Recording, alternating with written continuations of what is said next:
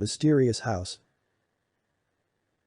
The story begins corny. My friends and I decided to relax on vacation and went to the village about 5 miles from our city. There are rumors that the village was allegedly abandoned due to the fact that strange and frightening things began to happen there after a girl tragically died there, and we naturally decided to tickle our nerves a little. The whole point is that this girl's house was located 2 kilometers from this small abandoned village, so we did not know how the death of this girl was connected with her. As you guessed, that's why we went there. That was our mistake.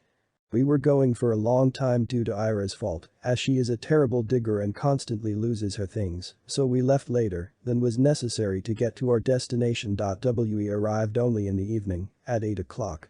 The bravest of our company, Lyasha and Dennis, offered us to walk around the village, but Dasha and Ira screamed that they were scared in this village and they would not go anywhere. Our opinion stopped at setting up camp. Just a kilometer from this village there was a pine forest in which we decided to stay overnight. After setting up camp, we decided to make a fire to cook dinner. Having satisfied their hunger, they decided to settle down for the night. I told Lek to lay out the tent, but after rummaging in his travel bag, he said that he had forgotten it. Great, the girls were outraged by the chorus. And what, now we sleep in the open air?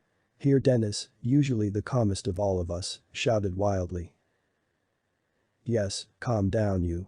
I noticed that he was very nervous, although this very rarely happens to him, and asked what was the matter. He asked me to move away so as not to scare the girls once again. Moving away from the camp, he told me that when we went into the forest, he saw terrible claw marks and blood on the tree. I asked him why the hell he hadn't mentioned it before. Dennis was hysterical again. I could barely calm him down, and then he said maybe we should get out of here. Something's not right here. I started to calm him down, claiming that everything would be fine and we would leave here in the morning since it was already quite late. Cowardly the friend agreed and we went back. When we arrived, we found that there were no guys and were terribly scared, but thinking that the adventurous Lex still dragged his friends to explore the village, calmed down and decided to wait for them. It was 11 o'clock in the evening when Dennis and I began to worry because they were already supposed to return from a walk. We decided to go and look for the guys in the village. After wandering through the abandoned streets, we decided to return since neither Leahy nor the girls were anywhere. Suddenly, an old woman came out of a house on the outskirts of the village. We were pretty scared. Where would a defenseless old woman come from in this wilderness? Meanwhile, Grandma was approaching us with an uncertain gait. We froze with fear, waiting for her to turn into a creepy creature and tear us to shreds. When she caught up with us, she greeted us not very friendly.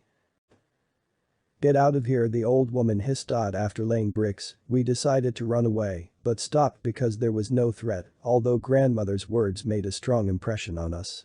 I said get out of here before she kills you, and yes, it's unlikely that your friends are still alive. Then my heart almost burst out of my chest. Realizing that the strange psycho granny can't say anything useful, we ran. We ran for a long time, falling, knocking our knees into the blood, and scratching our face with thorns. Suddenly, we saw a light in the distance and decided that our missing friends had turned up after all. Soon we ran out to a large clearing on which there was a huge cottage with 4 floors. On the second floor, lights were on and shadows were flickering. Deciding that the housekeeping girls decided to get out, we went to the house. Going into it, we saw that the house very old, dust and cobwebs everywhere, and the staircase is destroyed.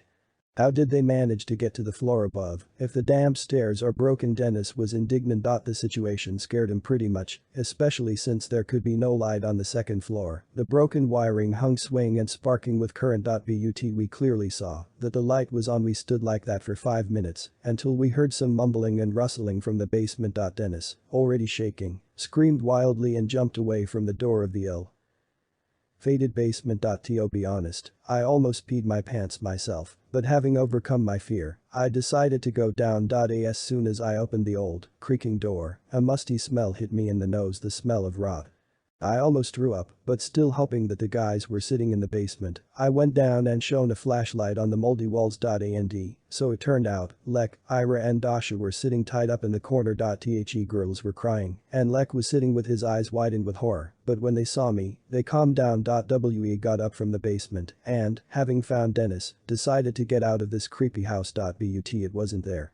To our horror, the door was locked. How we left it open when we came in mumbling Dennis backed away, but burying himself in something soft, he yelled and rushed towards us. Horrified, we turned around and saw a huge hunchbacked monster covered with fur, with 6 limbs and a terrible mouth from which saliva dripped, burning the floor.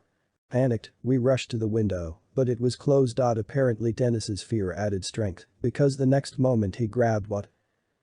Then an antediluvian chair, apparently from the 20th century and fairly gnawed by rats, and launched into the window. There was a ringing of broken glass and we, feeling freedom, immediately rushed out into the street. The creature, angry, rushed after us. We ran for a very long time and only stopped from fatigue, found that no one was chasing us. It's rather strange that it didn't kill us, because we were standing next to it and besides, it took us a while to break the glass. Suddenly Dasha's surprised cry rang out. We turned around and saw that a ghost was standing 7 meters away from us. But not just a ghost, but a girl.